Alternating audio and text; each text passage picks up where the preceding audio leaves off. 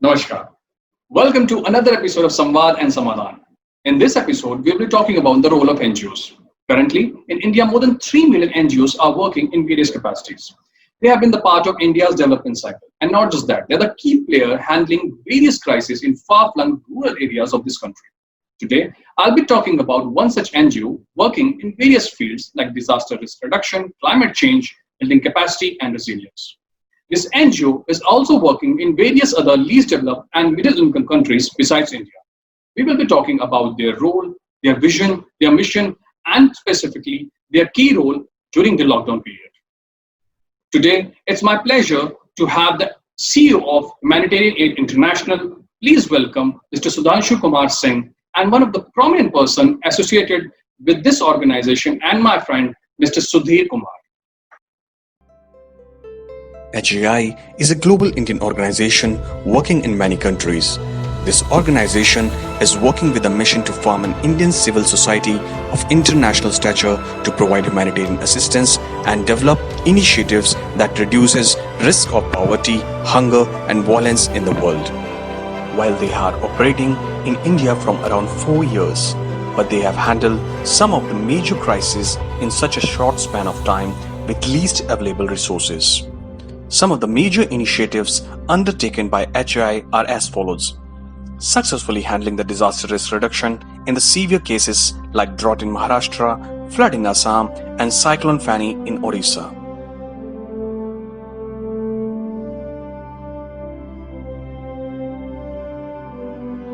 Rehabilitation and resettlement of Pak Hindu refugees staying at Majnu Ka Tila, New Delhi. Serving nutritious food to poor and unprivileged people by running various drives regularly. Education is one of the biggest problems in this camp. Now almost all children of school going age go to schools, but they had never attended schools back in Sindh province of Pakistan because of religious persecution, and because of that the scholastic level here is reasonably low. In order to address that, we have started remedial education classes for them. One of the recent contribution to the society was providing food to the helpless people throughout the Corona lockdown period.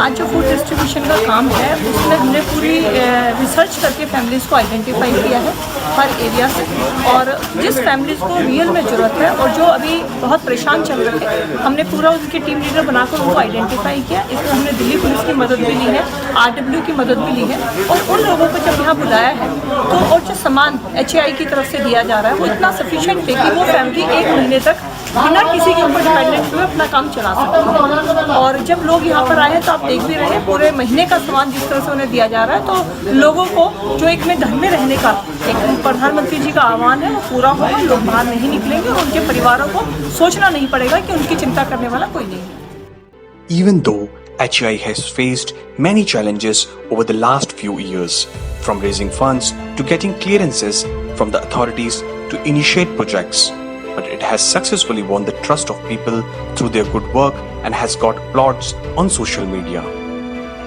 Running the non-profit organization in India is a big task, considering the strict FCRA laws.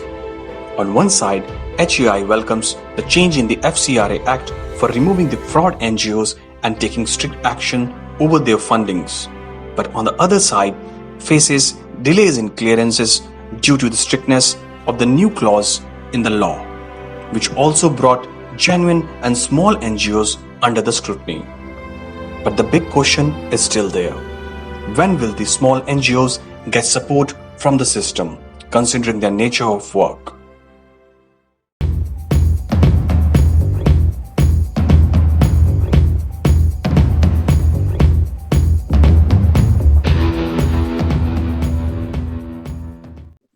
Namaskar Sudhanshu ji. Namaskar Sudhir ji. Thank you so much for taking out time. और इस संवाद और समाधान में आपका बहुत बहुत स्वागत है। धन्यवाद, बहुत धन्यवाद। सुधांशु जी, पहले मैं आपसे सवाल पूछना चाहूंगा कि मैं यूजुअली ऐसे जब भी ऐसी कन्वर्सेशन करता हूं तो एक क्वेश्चनर के साथ आता हूं, बट आज मैं एज अ व्यूअर की तरह जानना चाहूंगा खुद से कि आपकी जो ये ऑर्गेनाइजेशन है, जो एनजीओ है, Humanitarian Aid International. इसके बाद में एक छोटा सा डिस्क्रिप्शन दे मुझे, कैसे शुरुआत हुई, कैसे ये काम कर रहा है भारत में। ह्यूमैनिटेरियन एड इंटरनेशनल की शुरुआत एक बहुत बड़े सपने के साथ हुई, और वो सपना ये था कि आज से कुछ साल पहले मैं इंटरनेशनल जॉब्स में था। मैं जेनेवा में बेस्ड था और एशिया पैसिफिक डेस्क मैनेज करता था for all kind of to manage all kind of disaster responses across the world. I was also working very closely with the UN agencies. And while managing different disasters in different countries, what I observed is that Indians were everywhere, but India was not. Let me explain. When a disaster occurs, then international NGOs come and assist the community and the local governments in relief and rehabilitation, recovery, etc. And I found out all these international organizations working there, but not a single Indian organization outside India working with the Indian identity by mobilizing support from Indians in elsewhere outside India. And then that became a sort of a passion for me, that why can't we have set up one Indian organization which not only works in India but outside India with the Indian identity, based on Indian value system, primarily supported by Indians, including people of Indian origin. And then this dream became so acute to me, I decided to quit, come back and establish this organization. And that's why this organization came into existence. Okay. In 2016. 2016. Yeah. Okay, Sudhir ji, my question to you. आप कब कैसे associate हुए इस organisation के साथ, and prior to that what was your lookout about the NGO system in India? Because lot of people think कि NGOs कहने के लिए बहुत चीजें बोलते हैं, बट आई गेस बेनिफिशियरीज जो है उनको डायरेक्टली हेल्प नहीं मिल पाती, फंड जुटा लेते हैं, सब कुछ करते हैं, but there is lot of corruption at that level. So जब आप एसोसिएट, उससे पहले आपका व्यू क्या था, और एसोसिएट होने के बाद आपका व्यू कैसे बदला?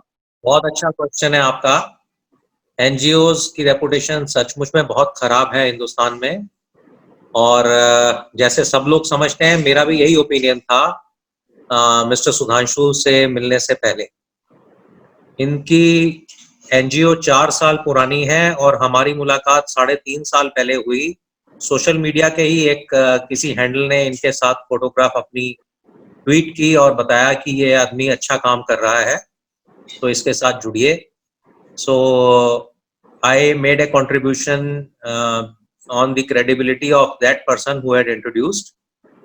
And जैसा होता है कि आप जब contribution देते हैं तो उसमें आपका email ID, अपना phone number वगैरह सब देना पड़ता है.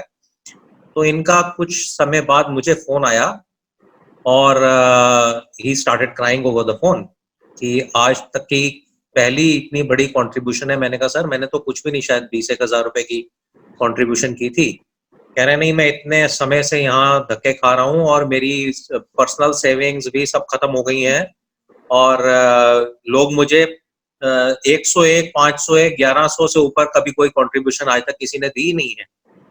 और हम लोग राष्ट्रवादी जितने लोग हैं, हम बातें बहुत बड़ी बड़ी करते हैं, लेकिन जब पैसा देने की बात आती है तो कोई पैसा नहीं मिलता.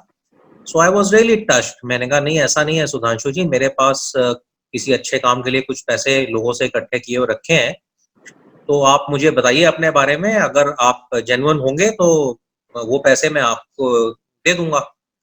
So इस तरीके से मैं इनके साथ जुड़ा, और मैं खुद एक बिजनेसमैन हूँ, हर चीज को मैन्युफैक्चरर भी हूँ, एक्सपोर्टर भी हूँ, तो हर चीज को हम लोग तोल कर देखते हैं. आदमी से बात करने के कुछ मिनटों में पता लग जाता है कि इसके मन में क्या है, क्या बोलना चाहता है. So that kind of experience you get when you are in business. तो इनसे बात करके, इनसे मुलाकात करके मुझे लगा कि ये आदमी जेन्युइन है, और फिर धीरे धीरे एक ऐसी स्टेज आई कि I became one of the collection person for him. और सोशल मीडिया के थ्रू हमने काफी बड़े बड़े काम किए हैं. सुनोई गांव में एक आग लगी थी जिसमें उनका सब कुछ तबाह हो गया उत्तराखंड में. तो सुधांशु जी ने मुझे कहा कि ऐसे ऐसे वहाँ शेल्टर बनवा कर दे सकते हैं हम UN के स्टैंडर्ड के हिसाब से. तो एक शेल्टर शायद 55,000 रुपए के करीब का बना था. उसमें से हमने 5 शेल्टर्स के लिए कमिट किया, तो 3 शेल्टर्स के पैसे तो ट्विटर के थ्रू ही हमने इकट्ठे कर लिए थे। फिर जब 5 की कमिटमेंट की थी, 2 मैंने अपनी तरफ से कर दिए। तो इस तरह से हमने किया। फिर उसके बाद मजनू का टीला camp. Sudhir ji, I'll be specifically coming on this topic. I will be having a question on this specifically. But just before you end, I want to know one more thing. This is how I got connected to this NGO, and I always, when we talk with Sudhanshu ji and myself, when we discuss, हम लोग हमेशा कहते हैं कि हम लोग तो NGO है ही नहीं किसी भी तरीके से, क्योंकि नॉर्मल एनजीओज का जो वर्ल्ड वाइड सिस्टम है वो यही है कि जैसे राजीव गांधी जी कहते थे कि जब सेंटर से 1 रुपया चलता है तो गरीब तक पहुंचते पहुंचते 13 पैसे रह जाते हैं। तो यही पूरी दुनिया में एनजीओज का हाल है। ऑन द कॉन्ट्रेरी, हमारी जो संस्था है, इसको हम एनजीओ नहीं कहते, हम संस्था ही कहते हैं, क्योंकि हम लोग इनसे अलग हैं। तो हमारी जो संस्था है, हमारे यहाँ जब 1 रुपया चलता है तो 95 पैसे एंड यूजर तक पहुंचते हैं। हमारी संस्था के टोटल एडमिन कॉस्ट 5% है, एज अगेंस्ट बाकी संस्थाओं की 50 से 60, 65, 70% तक एडमिन कॉस्ट जाती है। और हम लोग पैसे इकट्ठे करने के ऊपर कोई पैसा नहीं लगाते हैं।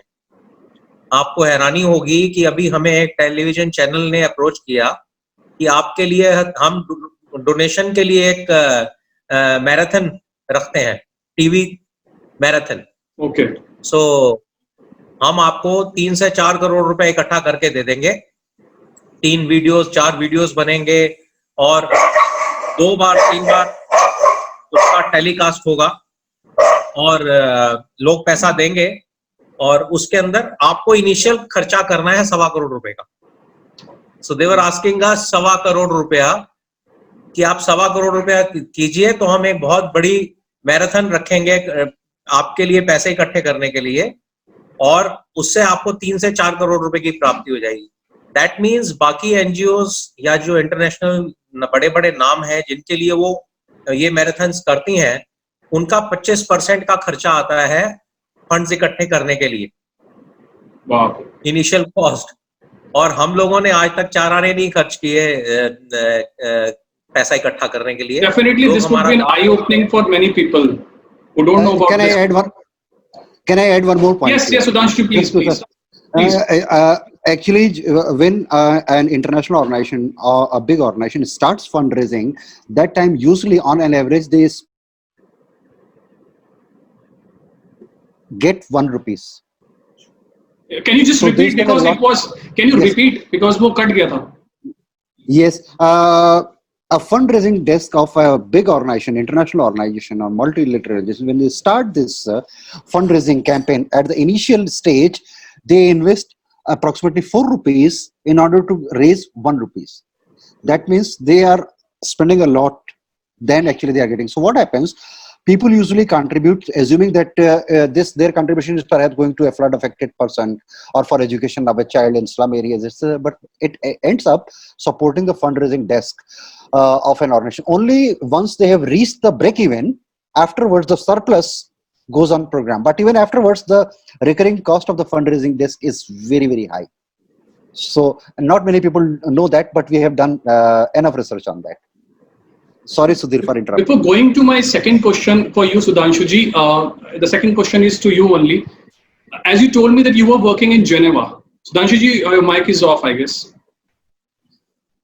Yeah. आपने Yes, कहा, I was. Yes, you told me आप जिनमें में काम कर रहे थे, तो आपको एक एक्सपीरियंस इंटरनेशनली भी है कैसे एनजीओज और कंट्रीज में काम करते हैं, और अब आपको ये एक्सपीरियंस है कैसे इंडिया में काम होता है. So can you just compare and tell me the drawbacks or shortcomings of handling an NGO in India and handling the same way in abroad?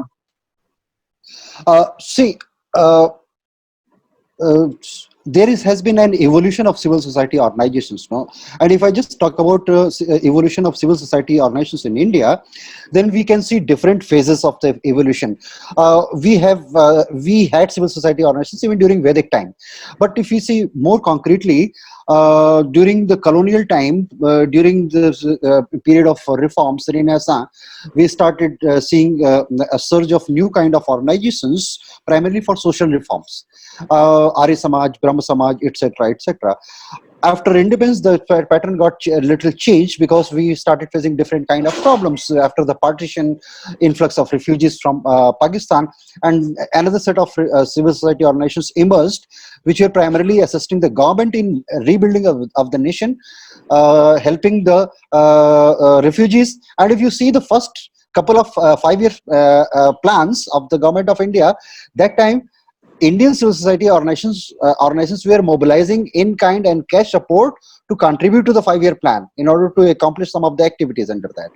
Afterwards, it again started changing, and government started funding to civil society organizations. And then came the Vajpayee era, when that was the time when a lot of international funding started coming, bilateral funding started coming to India. But the Vajpayee era stopped that, but from 6 blocks. The Vajpayee government said that we don't need your funding, you can use it where it is needed. So other than EU, UK, Russia, USA, Japan and France, we don't need funds from elsewhere. So most of the bilateral organizations closed and went to elsewhere. But what started happening, they started funding to the NGOs which had originated in their countries.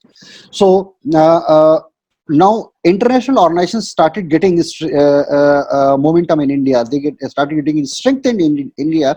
So the homegrown organizations, the home-based movement of civil society organizations, the organizations which were originated because of the Gandhian philosophy, because of Vinobaji, JP movement, they started getting marginalized, and the culture started changing within India. Now, if you see that the world has faced 2 phases of economic meltdown, recession. So all these international organizations also started looking for fresh territories to raise funds, because back home they were not able to raise funds. They found new territories in Asia, because Asia is growing much faster than all those traditional OECD countries. Now, if we just see, even in India, homegrown organizations, they rely on international organizations, even if we have to raise domestic funding. Our government funding, our crowdfunding, our corporate funding, it largely goes to international organizations. All of them are registered in India. They call themselves Indian organizations, because not because they love India, but because there is plenty of money in India. Our organizations are on the margin. They need this channel of international organizations to access even domestic funding. Initially, they relied on them to access international funding. Now they rely on them even to raise domestic national funding. So the same pattern is happening across the globe, everywhere, because Humanitarian Aid International is also an international organization. We are connected with almost all key global processes with the global north international organizations, and also southern organizations across all the countries in Asia, Africa, Latin America. Everywhere this is the same story. Local organizations are being pushed on the margin. International organizations, because they have the leverage of funding, they are controlling. We don't get a seat across the negotiation tables. International organizations discuss on our behalf, and that's why we are not able to seek durable solutions to the problems which we have been facing, to the root causes of poverty and disaster vulnerability. So consequently, this homegrown organizations who know the problems better, who know the context better, who know the solutions better, are not able to work on the solutions, primarily because they don't control the resources, and they are also excluded from the coordination mechanism, the discussion. They don't get included in the negotiation or the coordination mechanism, and that's the problem across the world. And that's why we don't find durable solutions to various conflicts. If we take example of Syria or Yemen or South Sudan or Central African Republic, anywhere, if we take local organizations are often used by international organizations as cheap implementer, not to lead the response. And if they lead the response, they will put pressure to seek solutions. If we go back to Yemen, people in Yemen who are facing this war for the past 5 years, they don't want relief forever. They want peace. They want to develop on their own, but it has become a business. No? It goes on year after year. Once a conflict starts, we just observe the anniversaries of this conflict.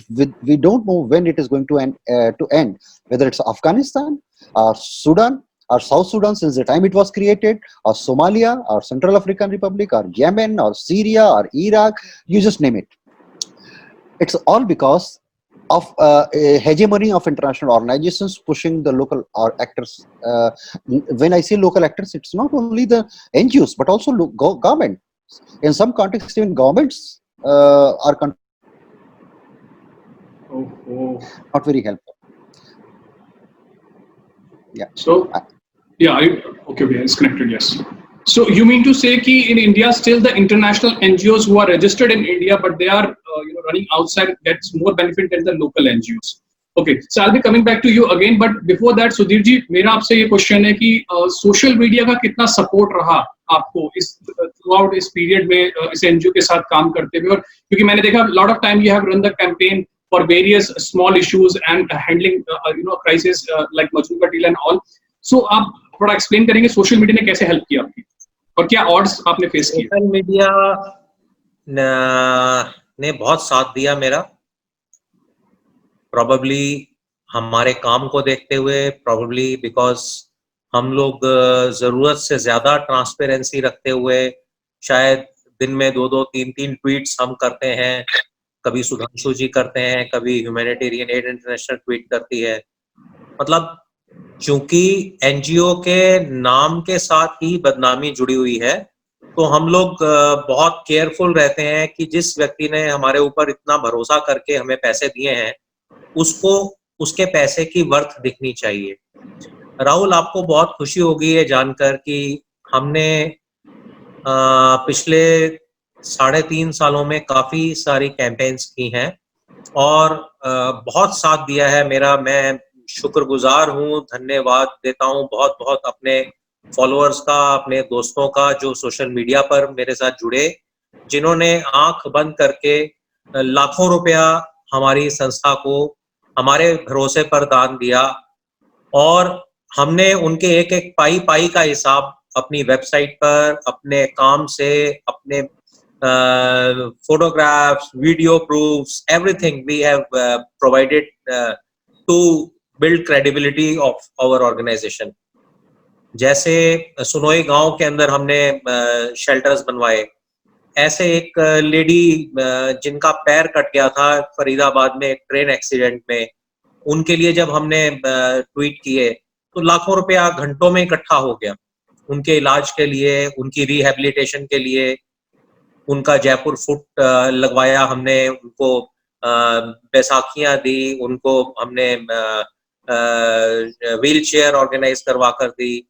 मतलब जो जो चीजें हम कर सकते थे हमने किया. उसके बाद पिछले 2 सालों से हम लोग मैनू का टीला कैंप में काफी मेहनत कर रहे हैं. वहां हमने 180 घरों में, सुधांशु जी प्लीज करेक्ट मी, 189 हाउसेस, 189 घरों में हमने वहां सोलर इलेक्ट्रिसिटी सिस्टम लगवाया. नहीं, अभी हमने 122 में अभी लगाया है.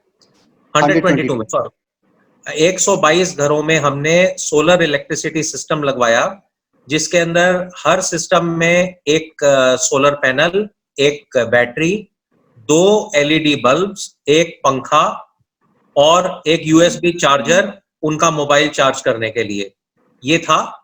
और तकरीबन 10 से 12 हजार रुपए के बीच का खर्चा आया एक यूनिट में, और लोगों ने बढ़कर पैसे दिए. तो आज तक में रोहित सरदाना जी ने भी इसको कवर किया हमारे लिए, बहुत अच्छा लगा. और सारे घरों में हम ये कर पाए, बहुत अच्छा लगा. फिर हमने सोलर स्ट्रीट लाइट्स वहां लगवाई. एक एजुकेशन सेंटर का निर्माण हम वहां करने जा रहे हैं, जो skill development as well as basic education to the children of Pakistan Hindu refugees who have settled there. हमने साथ में ही सिग्नेचर ब्रिज का एक कैंप है, वहां भी हमने उनको बेड्स ला कर दिए, उनको तिरपाल दी, उनको शेल्टर बनाने में मदद की. पानी के टैंकर्स गवर्नमेंट के साथ कोलैबोरेट करके हमने लगवाए। मजनू का टीला में हमने बेदिंग स्टेशंस लेडीज के लिए, क्योंकि उनको पास नहाने के लिए प्राइवेसी नहीं थी, वो ऑर्गेनाइज किए, टॉयलेट्स लगवाई। उनके सिटीजनशिप के ऊपर हम लोग उनको लीगल हेल्प दे रहे हैं। बहुत सारे काम हम इस तरीके से कर रहे हैं। लेकिन अभी जो सबसे बड़ा हमारा प्रोजेक्ट रहा आज तक का ह्यूमैनिटेरियन एड इंटरनेशनल की हिस्ट्री में, वो था कोविड रिलीफ ऑपरेशन का।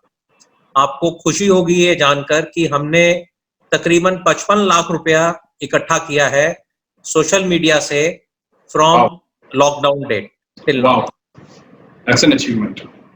Yes.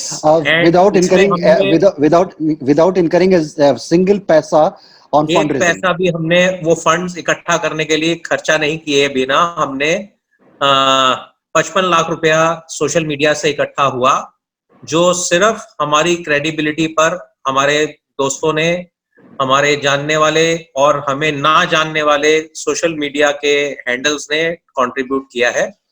उनका बहुत बहुत शुक्रिया है। और तकरीबन 1.5 लाख लोगों तक हम पहुंच पाए लॉकडाउन में, जिनको हमने बना हुआ भोजन दिया। रोज 2 से 2.5 हजार लोगों को खाना खिलाया गया, जिसमें रिक्शा चालक, जिसमें दिहाड़ी मजदूर, जिसमें चाय की स्टॉल लगाने वाले लोग, ई रिक्शा चलाने वाले लोग, उबर के ड्राइवर्स, पेंटर्स, कारपेंटर्स, जिन लोगों की डेली इनकम के ऊपर घात हुआ इस लॉकडाउन की वजह से, जो लोग रातों रात बेसहारा हो गए, जॉबलेस हो गए कोरोना वायरस की वजह से, उन सब लोगों तक हमने पहुंचने की कोशिश की। दिल्ली में और दिल्ली के बाहर हमने 3 किचन्स रन की और सोशल मीडिया के माध्यम से ही हमें जहां जहां से कॉल आती रही कि यहाँ पर भूख है, यहाँ लोगों को खाना चाहिए, वहां वहां खाना पहुंचता रहा। उसके अलावा ड्राई राशन के लिए ट्वीट्स के जरिए हमें लोग अप्रोच करते थे कि फलाने परिवार में इतने लोग हैं, उनको राशन चाहिए, इतने लोगों के इतने परिवार यहाँ पर भूखे हैं, इनको राशन चाहिए। तो कई 100 लोगों तक हम पहुंच पाए और उसके लिए हमने पेटीएम जैसे माध्यम का यूज किया। लोगों को हमने कहा कि आप खुद ही राशन खरीद लीजिए और राशन वालों को हमने डायरेक्ट पेमेंट की। इस तरीके से हम काफी लोगों तक पहुंच पाए। तकरीबन 1000 परिवारों को, 900 कुछ परिवारों को हमने राशन दिया, जो लोगों के कहने के मुताबिक सबसे ज्यादा क्वांटिटी का राशन था। 40 किलो आटा, 4 लीटर तेल, 10 किलो दाल, 5 किलो चीनी, 1 किलो नमक और सारे मसाले। ये इतनी क्वांटिटी का राशन हमने 900 से अधिक परिवारों को दिया। फिर हमने एक कैंपेन किया जिसमें सफाई कर्मचारी दिल्ली, गुड़गांव के एरियो में जो सफाई कर्मचारी थे, गाजियाबाद के भी कुछ एरियाज में, उनको हमने protection kits, gloves, face mask, hand sanitisers और रबड़ के गम बूट्स दिए, जिससे वो जो गंदगी में घूमते हैं, जो कूड़े की सॉर्टिंग करते हैं, तो कई किस्म के जर्म्स और कई किस्म की बीमारियों से वो एक्सपोज होते हैं। तो उससे बचाव के लिए हमें उनको प्रोटेक्शन किट्स दी। तो इस तरीके के काम हम कर रहे हैं। फिर हमने जो एक बहुत बड़ा काम किया, वो सुधांशु जी का प्रयास था। ड्रोन की मदद से हमने दिल्ली पुलिस की हेल्प की, उनके क्वारंटाइन सेंटर्स को मॉनिटर करने में। फिर ओडिशा सरकार की हमने मदद की ड्रोन्स की हेल्प से कई 100 स्क्वायर किलोमीटर्स को सैनिटाइज करने में और एरियल अनाउंसमेंट्स करके लोगों को गवर्नमेंट की क्वारंटाइन पॉलिसीज के बारे में अवगत कराने में। तो ऐसे ऐसे काम हम लोग कर रहे हैं। ये बहुत सोशल मीडिया बहुत तारीफ के काबिल है। जिस तरह से आपने ये काम किए और सत्य को प्रमाण की जरूरत नहीं, सबने देखा है सोशल मीडिया में जिस तरह से आपने शेयर किया क्या क्या काम हुए, आपने वो तक काम किए जो शायद दिल्ली सरकार की जिम्मेवारी थी। खैर, सरकार में कोई और है, सत्कार में कोई और है। सुधांशु जी, मेरा अगला क्वेश्चन आपसे है कि जिस तरह सुधीर जी ने करंट पूरी सिचुएशन को एक्सप्लेन किया, कैसे उन्होंने इस लॉकडाउन के थ्रू काम किया, बट मैं आपसे इससे थोड़ा और एक्सटेंसिवली जानना चाहूंगा, बट ज्यादा लंबा मत रखिएगा because due to the limit of this. मैं ये जानना चाहूंगा की अचीवमेंट्स क्या रही आपकी एनजीओ की अब तक की, बिकॉज मैंने आपका देखा, आपका जो विजन और मिशन है उसमें डिजास्टर रिस्क मैनेजमेंट भी है, उसमें क्लाइमेट चेंज भी है, और उसमें डेवलपिंग रेजिलियंस एंड एडेप्टेबिलिटी भी है। इन सब चीजों को देखते हुए आपकी की अब तक अचीवमेंट्स क्या रही एनजीओ की? देखिए, हमारी ऑर्गेनाइजेशन अभी 4 साल पुरानी है। अगर तो 4 साल is a very very short span of period for an organisation to reach to this, but we can say with immense pride that we have achieved quite a lot in 4 years, but still given the huge mandate we have given to ourselves, we cannot just feel content, क्योंकि हमारा eventual aim है global level पे काम करना as an Indian organization, और उसमें अभी काफी सारी बाधाएं भी। पहली तो ये कि as an Indian organization the current statutes don't allow us to work outside India, तो वो भी हमारी सरकार से बातचीत चल रही कि हमें बहुत से लोगों ने हमें सलाह दी कि आप इंडिया के बाहर रजिस्टर्ड हो जाइए और बाहर काम कीजिए, but that will defeat the purpose. हम तो चाहते हैं कि हम while being headquartered in India, we work outside India to bring that pride to India and to Indians. That's our mission, and that we have not achieved yet. लेकिन 4 साल में जो हमारी उपलब्धि रही कि हमें हजारों लोगों का विश्वास मिला है, और they contribute whenever we need fund. Second, we also realize that disasters are increasing in terms of frequency and scale and intensity. So you have to be smart in terms of dealing with the disaster. Whenever you are dealing with a disaster, you have to seek solution to that, so that next time when the disaster strikes, there is a little less impact over the community, on the same community who you have served. इसलिए हम इसमें जो है resilience पे काफी काम करते हैं और टेक्नोलॉजी को लगातार प्रमोट करने की कोशिश कर रहे हैं। जैसा सुधीर भी अभी बता रहे थे, ड्रोन का काम हम बहुत हमारा इस पे काफी प्रयास है कि कैसे हम ड्रोन और बाकी technology, artificial intelligence, machine learning को हम इसमें अपने रिस्पॉन्स ला सके। तो उड़ीसा में भी हमने जो अभी फिलहाल किया,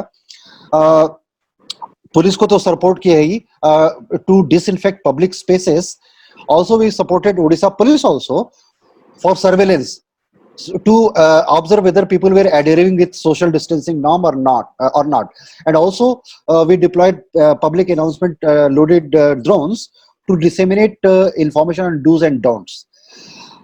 Now we want to go one step further and want to develop risk atlas of all the vulnerable areas. Kaziranga का भी बताइए सुधांशु जी। काजीरंगा नेशनल फॉरेस्ट में जो हमने काम किया। yes, अभी किया नहीं, वो प्लान है कि हम ड्रोन को जो है हम there are 4 features जिस पे हम काम करना चाहते हैं। जब डिजास्टर स्ट्राइक करे, then for assessment which we have started one more assessment in Sundarbans in West Bengal today. अभी वहां पे देखिए, साइक्लोन तो हो गया, साइक्लोन के बाद अभी हम असेसमेंट के लिए भी नहीं जा सकते वहां पे ज्यादातर लोग। क्यों? Because of the pandemic COVID-19. So most of the humanitarian workers are not feeling comfortable. They are not allowed also to go for door-to-door assessment or conduct meetings. ऐसे समय में drone can offset the gap. So we have deployed our drone for conducting assessment. We want to add one more feature, is helping the people to search and helping the state NDRF, SDRF for search and rescue through drone. Number 3 is also delivering relief, life-saving aid through drone. Number 4, what we Sudhir was referring to, developing risk atlas of vulnerable areas.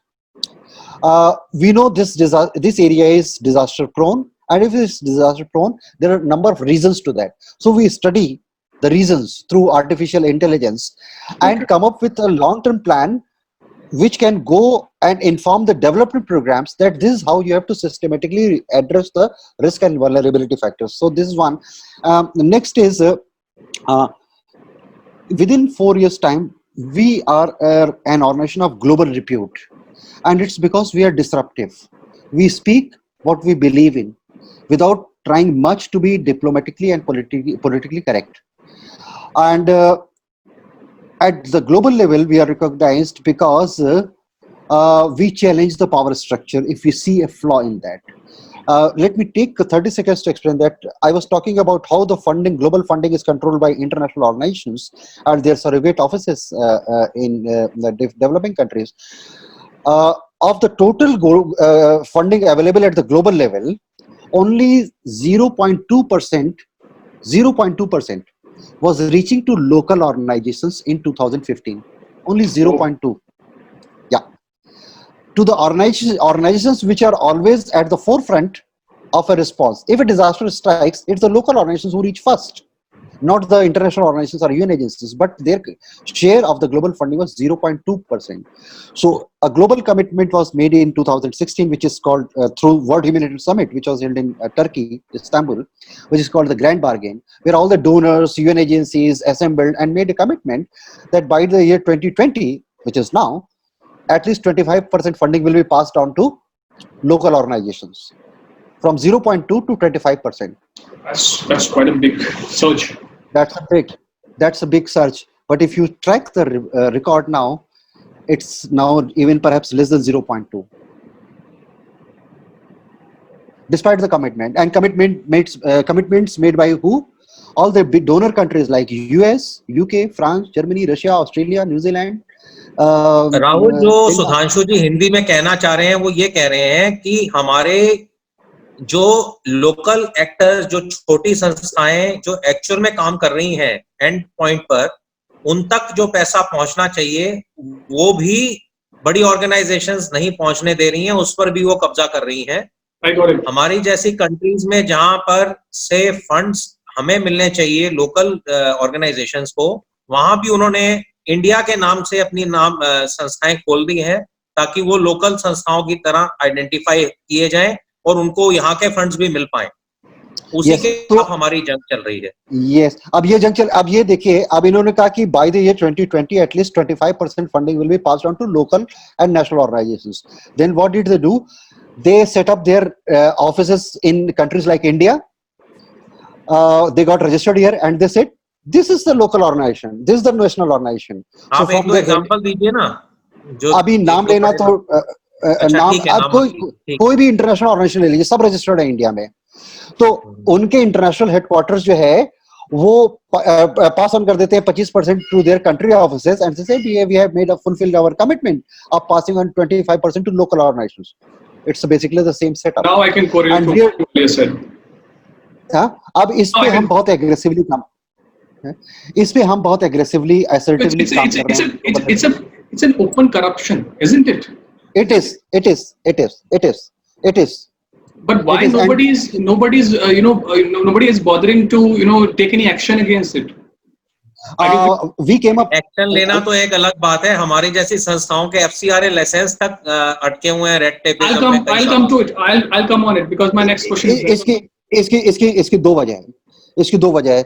एक तो ये कि international organisations they are big, they control money, so no one willingly wants to give away power and control over money.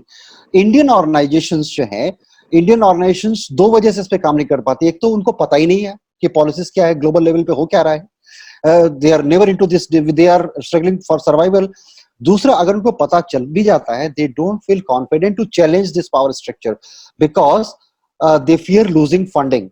पैसा तो इनके पास है, बड़ी organisation के पास. अगर हमने उनको चैलेंज कर दिया, जो अभी बॉलीवुड में हुआ, you don't challenge the power structure. If you do, you get eliminated, you stop getting films. The same is in the NGO sector. You don't challenge the power structure. If you do, your funding will be. हमें रोज survival की problem है because हमने बहुत powerful organisations को challenge किया है. हमें खत्म करने की रोज कोशिश की जाती है. Because we ask inconvenient questions. We ask them, why have you not fulfilled your promises? Where is your accountability? So in this environment, it's very difficult for us to grow. We are growing still, and that's our second that's our one big achievement. We are not going to stop. We are going to ask inconvenient questions. इस पे हमने एक policy paper भी तैयार किया और वो government को चला गया है as a policy document that was published by RIS, Research and Information System for Developing Countries, and they also organized a seminar in which they ensured that all the key officials from Ministry of Home, Ministry of Finance, Ministry of External Affairs attended that. They did, and they were shocked. We didn't know this. I said yes, because I have done the research. I have worked with international organizations. I have worked with national organizations. I have worked at the grassroots.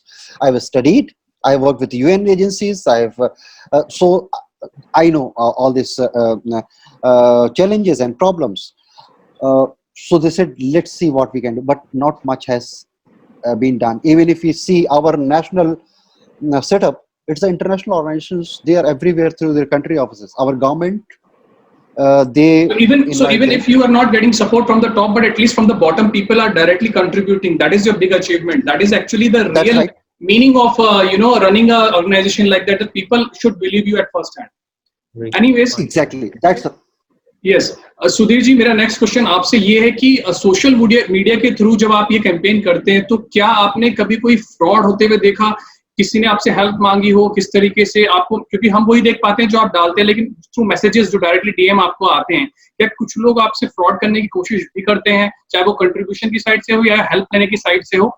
और दूसरा चीज साथ जुड़ा हुआ question ये है कि आप वक्त कैसे निकाल पाते हैं काम करने के लिए, क्योंकि आपने बताया बिजनेसमैन, और ये क्वेश्चन मैं इसलिए भी पूछ रहा हूँ बिकॉज बहुत ऐसे लोग हैं जो जुड़ना चाहते हैं एनजीओ के साथ, बट वो शायद एक वक्त की कमी को देख करके एक एक्सक्यूज उनको मिलता है कि वो नहीं काम कर सकते, तो आप उनके लिए भी इसका जवाब दीजिए। वक्त निकालना पड़ता है, वक्त निकल जाता है जब आपकी इच्छा होती है किसी काम के लिए। मैं जब ह्यूमैनिटेरियन एड इंटरनेशनल के साथ जुड़ा तो उससे कुछ महीने से पहले से मैं सोच रहा था कि मैं सोशल मीडिया पर किस लिए हूँ। 10,000 फॉलोअर हो जाएं, बहुत बड़ी अचीवमेंट हो जाएगी। 5,000 पहले फॉलोअर में बहुत बड़ी खुशी मिली, उसके बाद 10,000 का ड्रीम था। फिर ऐसा लगा कि नहीं यार, 20,000 फॉलोअर्स हो तो कुछ रेपुटेशन बनती है। करते करते 50,000 फॉलोअर्स हो गए, 60,000 हो गए, आज मेरे ख्याल से 68,000 कुछ फॉलोअर्स हैं। तो उससे पहले मैं कई लोगों से मिला, विवेक अग्निहोत्री जी से मिला, मैं परीक्षित कौल जी हैं एक, उनसे मिला, आपसे मिला। अक्सर जिन लोगों से भी मैं मिलता था, मेरी एक सवाल होता था कि what is there on social media, हमने करना क्या है? मैं ये फॉलोअर्स बढ़ाने की होड़ से निकलकर लाइफ का मीनिंग क्या है सोशल मीडिया पर, हम क्यों हैं? तो लोग कहते थे पॉलिटिक्स एम्बिशन है, कुछ लोग बड़े हो रहे हैं, लाख फॉलोअर्स हो जाएंगे तो पॉलिटिकल चांस बन जाता है। मैंने कहा नहीं, मुझे पॉलिटिक्स में तो जाना ही नहीं है। सो लोग कहते थे कि कैंपेन्स पेड ट्वीट्स मिलेंगे करने। मैंने कहा पेड ट्वीट्स भी मुझे नहीं करने हैं, I am well to do, मुझे कोई जरूरत नहीं है पैसे की, तो मेरा कोई इंटरेस्ट नहीं है पेड ट्वीट्स करने का, ना मेरे पास समय है मैं किसी और फालतू सोशलाइजिंग में जुड़ूं। पार्टी टाइप एनिमल भी नहीं हूं मैं इतना ज्यादा कि मैं रोज पार्टियां करूं, नए नए लोगों से मिलूं। मतलब मुझे अपना सोशल मीडिया पर रहने का पर्पस नहीं समझ आ रहा था। तो विवेक अग्निहोत्री जी ने मुझे बहुत अच्छी बात कही कि बिकम ए प्रोडक्ट, एक अपनी स्पेशलिटी रखो कि तुम ये करते हो, तुम्हारा ए डायरेक्शन में तुम्हारा फ्लो है, और तुम अपने आप को डिफाइन करो कि तुम क्या हो। अपने आप को अंदर से ढूंढो कि तुम्हारा बुद्धा क्या है, तुम्हारा आई एम बुद्धा उनकी फाउंडेशन का नाम है। तो फाइंड योर ओन बुद्धा, कि तुम्हारे अंदर तुम किस लिए हो। तो जब मैं इस संस्था के साथ जुड़ा, मैंने देखा कि काम हो रहे हैं, हम जो बीड़ा उठाते हैं वो काम कर देते हैं। उसमें जो संतुष्टि मिली, जो तृप्ति मिली, वो किसी चीज में नहीं मिली। सो अभी मैंने एक महीना पहले फोन किया विवेक जी को, और मैंने कहा कि Vivek ji, I have found my Buddha in social work. मुझे बहुत आनंद आ रहा है लोगों को खाना खिलाकर, किचन खुद संभाल कर, श्रमिक एक्सप्रेस में जाकर खुद खाना बांट कर, चाहे मुझे कोविड हो गया अभी पूरा परिवार अभी ठीक हो रहा है, रिकवरी में है, लेकिन बहुत संतुष्टि मिली, बहुत तृप्ति मिली अंदर से, एक सेटिस्फेक्शन की हाँ, मैं अगर सोशल मीडिया पर हूँ और मेरे कहने पर, मेरी बात पर लोग लाखों रुपया देने को तैयार बैठे हैं, तो इससे बड़ी सेटिस्फेक्शन कहीं नहीं मिल सकती। और I think that was my purpose of coming on social media. I found my purpose. Thank you. बहुत ही अच्छा आपने इस चीज को बताया। और I know Vivek Agnihotri is a gem kind of person. I'm lucky to have I've been working with him personally on few projects. Sudhanshu ji, मैं आपसे ये पूछना चाहता हूँ द रोल ऑफ गवर्नमेंट, क्योंकि अब ये बहुत एक अहम सवाल है, क्योंकि FCRA जो एक्ट है, जिस एक्ट के बाद, ये सरकार के आने के बाद बहुत कंट्रोवर्सीज रही, 20,000 से ज्यादा एनजीओस का लाइसेंस कैंसिल हो गया, और किस तरह से लॉज और स्ट्रिंजेंट हो गए। जब ये लॉ आया था इंदिरा गांधी के टाइम पे, तब इसमें जो लॉज थे, अब कहते हैं कि उससे ज्यादा ये सख्त हो गए हैं लॉज। आप अपना जो लाइसेंस है वो 5 साल में रिन्यू कराना पड़ेगा, आपके जो फंडिंग है वो जिस तरह से होगी, वो कैसे गवर्नमेंट उसको मॉनिटर करेगा, आप अपने ऑर्गेनाइजेशन के की जो पीपल एसोसिएटेड उनको भी आप बिना MHA को बताए आप चेंज नहीं कर सकते। इन सब चीजों को देखते हुए आपको क्या लगता है, ये जो रूल है, इससे जो नया लॉ है FCRA के अंदर जो अमेंडमेंट्स हुई हैं, ये इससे कितना चेंज आया है और कितना मुश्किल रहा है काम करना? देखिए, ये जो गवर्नमेंट ने जो सारे ये स्ट्रिक्ट मेजर्स लिए हैं वो जरूरी थे। ओके। क्योंकि एनजीओस के नाम पे जो काफी कुछ ऑर्गेनाइजेशंस कर रही थी, उस पे थोड़ा सा बहुत कंट्रोल करना तो जरूरी था। Whether it was financing some disruptive agitation or conversion, these kind of activities, or when it started, it was primarily to control terrorism and money laundering. तो इसके लिए जरूरी तो था ही, लेकिन मुझे लगता है कि जो है गवर्नमेंट इसमें कुछ ज्यादा ही स्ट्रिक्ट हो गई है। उसकी वजह से ज्यादा परेशानी उन ऑर्गेनाइजेशंस को होगी जो कि पहले से ही अच्छी थी, क्योंकि जो बदमाश हैं वो तो हमेशा they will find the loophole. ये अब मैं एक एग्जांपल देता हूं, मैं फिर से नाम नहीं लूंगा। एक ऑर्गेनाइजेशन का FCRA साउथ इंडिया में बैन हो गया because they were really they were irritating the government. उनका जो है वो बैन FCRA उनका रिवोक हो गया। उनको कोई फर्क नहीं पड़ा, उनकी जो पहले से दूसरी ऑर्गेनाइजेशन था उसके पास FCRA, काम अब इस ऑर्गेनाइजेशन से हो रहा है, सैलरी उनके स्टाफ की उधर से आ रही है। So right hand is still working, left is banned. Yes. So government is not very vigilant on all this what is happening. These corrupt organizations, they always find a way out to get things done. उसमें problem हो जाती है हमारे जैसी organisations को, जिनके पास resources की कमी है। अब जो पहले से करोड़ों रुपए हैं, they will manage somehow, they have connections, they have money, they will get everything done. The 12A ATG, now the government has come up with a 12A ATG after every 3 years. हमारा जो 12A, अच्छा, when you see top level पे corruption नहीं है, lower level पे है। और मेरा अपने आप से ये कमिटमेंट है कि the day we mismanage a single पैसा, I will close this organization because then I failed in my mission. I haven't given up my international career and everything for this, no? So even when we were getting 12A ATG, there was a lot of indication that to expedite it, give this much. There's nothing doing. I would rather not work than giving a single pass, and we got it. But once we were lucky, every time we may not be. No, if you have to face them every 3 years, FCRA, we have completed everything, and there are so many NRIs who are willing to contribute. They are not, because we don't have FCRA yet, and we are faced the suffering for no fault of ours. No? It's because of someone else, and they are. See, I'll give another example. One religious organization, of course, I will not take name. Their FCRA also got revoked or not suspended. No, they were not getting for quite a long time. Then they got approached a minister of their faith, of the same faith. They approached him. Negotiations happened. After a delay of a year or so, they got FCRA. It was renewed. I got the idea where you hinted. Yeah, I got it. Yes. So उसमें problem ये unfortunately ये problem होने जा रही। बड़ी organisations जिन्होंने मैंने पहले बताया कि they have taken control all these international, it's like East India companies.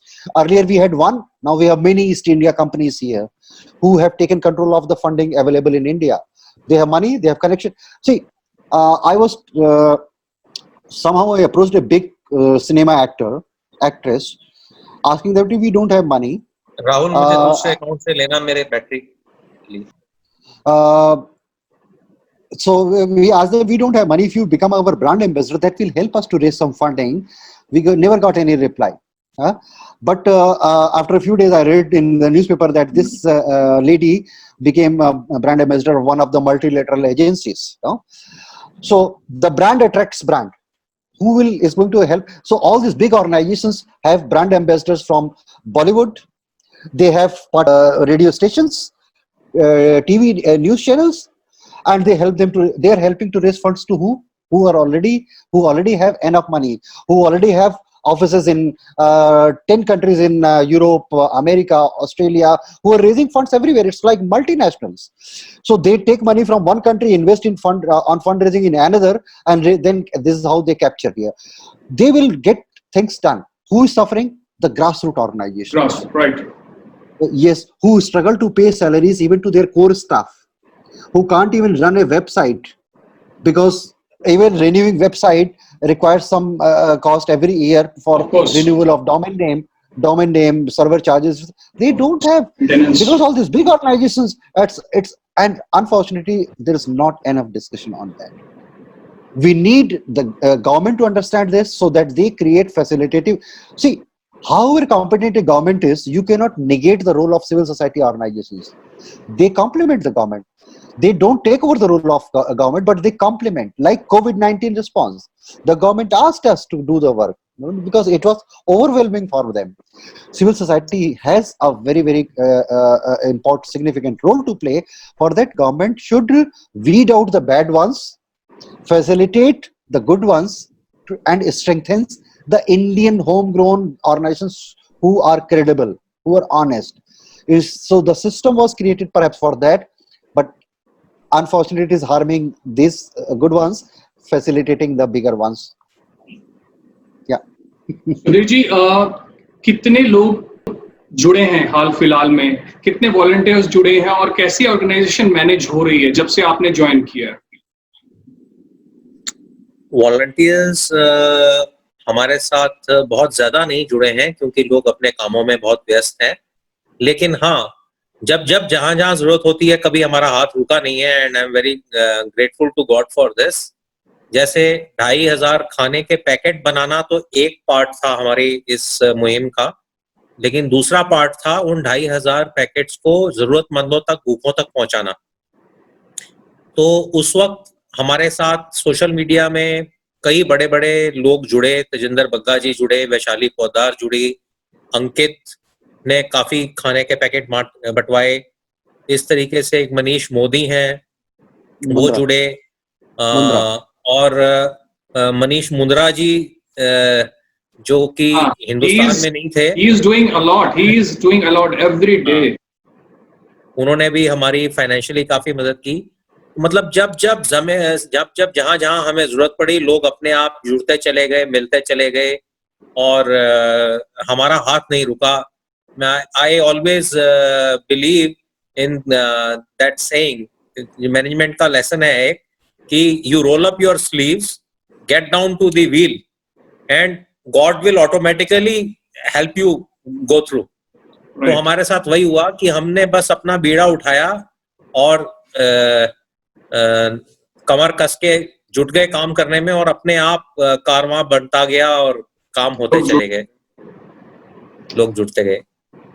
Sudhanshu जी, चलते चलते एक अहम सवाल, क्या आपकी एक्सपेक्टेशन गवर्नमेंट से है, क्या होना चाहिए, और क्या आपको लगता है कि किस तरीके से जो आपने बताया इंटरनेशनली जिस तरह से और एनजीओ सपोर्ट मिलता है, लोकल्स को नहीं मिलता, इन सब चीजों के लिए आपकी गवर्नमेंट से क्या अपील है? देखिए, अभी मैं कुछ ऑर्गेनाइजेशंस का नाम लूंगा क्योंकि मैं कुछ नेगेटिव नहीं बोलने जा रहा हूँ.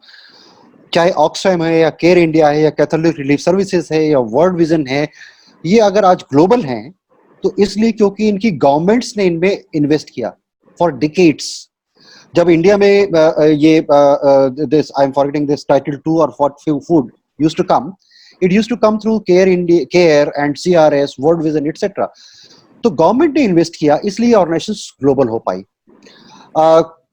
कुछ साल पहले 2-3 साल पहले government of China government of Nepal के बीच में एक एग्रीमेंट साइन हुआ which allows 24 Chinese NGOs to work in Nepal to strengthen cultural ties. अब वो दूसरी बात है किस तरह की टाइज स्ट्रेंथन होगी, but you see these governments are believing in their some of their NGOs, civil society organizations, investing on them to augment their outreach, to get complementary support from them in their bilateral programs.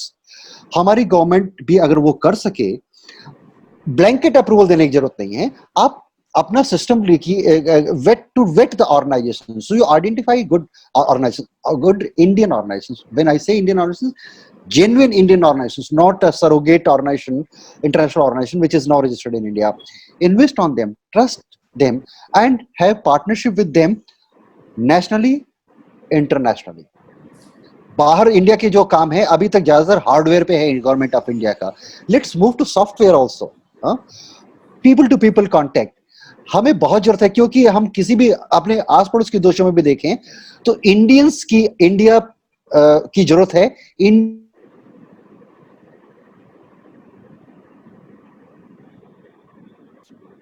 Okay. So anyone is audible? क्यों? We were not mentally prepared that with the right kind of. Can you just start from the moment you said कि India की जरूरत है, and from there?